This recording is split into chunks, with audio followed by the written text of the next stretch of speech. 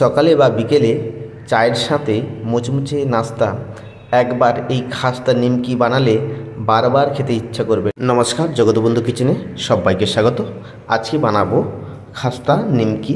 ছোট ছোট নিমকি বানাবো। প্রথমে এক বাটি ময়দা নিয়েছি, কালো জিরা হাফ চামচ, আজওয়ান 1/4 চামচ, চিনি নিয়েছি হাফ চামচ, লবণ নিয়েছি স্বাদ মতো, একটু বেশি নিয়েছি যেহেতু নমকিন হবে, দিয়ে ভালোভাবে মাখিয়ে নেব। এরপর 2 চামচ তেল আর 3 চামচ মতন জল দিয়ে একটু মাখিয়ে নিচ্ছি।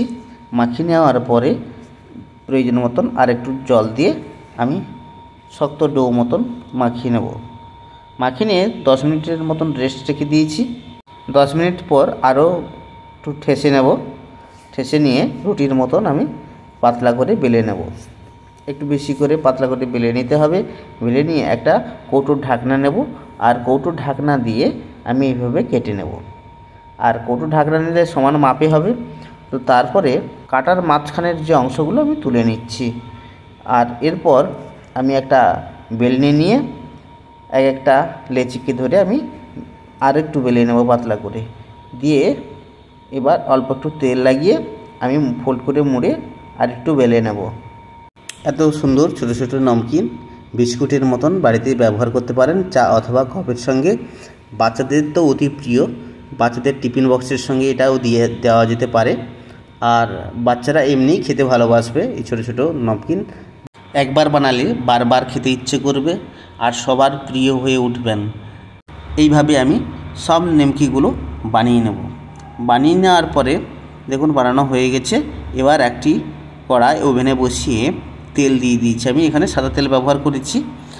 আর এবার তেলটা হালকা গরম হয়ে আসতে আমি দিয়ে দিলাম। দেখুন কতটা পরিমাণ গরম হয়েছে, একদম হালকা গরম হয়েছে। আঁচটা এখন মিডিয়াম রেখেছি। এরপর আরেকটু কমিয়ে দেবো। সবসময় মিডিয়াম থেকে লো আঁচে আপনারা নিমকি ভাজতে থাকবেন, দিলে খাস্তা হবে। দেখুন ভেসে উঠেছে নিমকিগুলো। উল্টে পাল্টে আমি ভাজতে থাকবো। এইভাবে নাড়াচাড়া করে নিচ্ছি। দেখুন এবার ব্রাউন কালার চলে এসছে, কত সুন্দর দেখুন।